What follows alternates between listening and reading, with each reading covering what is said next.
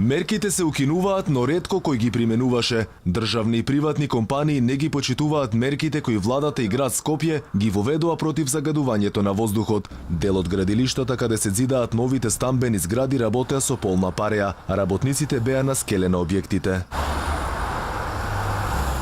И покрај одлуката на градските власти за прекинување на сите градежни активности на градилиштата кога воздухот е енормно загаден, одлуката како да не се почитува. Градежните работници барем денеска беа на своите работни места.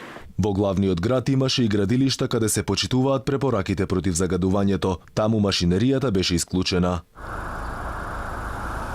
Градските власти се уште немаат информации колку казни се пропишани изминатиот период, односно кога загадувањето ја премина црвената линија.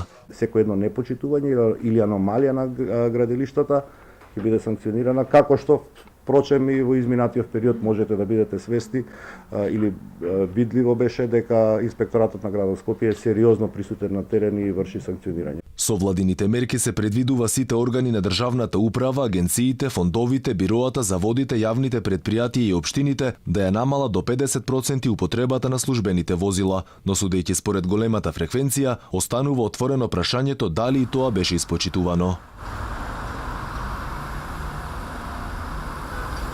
Во меѓувреме се препорачува газдите да ги ослободат од работа бремените жени, лицата постари од 60 години и хронично болните лица без разлика на возраста. И покрај расчистувањето на воздухот, град Скопје апелира до граѓаните да не ги користат возилата без потреба, да се користи јавниот превоз, а за затоплување на домовите да не се користат отпадни материјали. Паралелно дупло се зголемија и цените на паркирањето на градскиот паркинг, а тоа ќе важи до престанување на одлуката која истекува утре.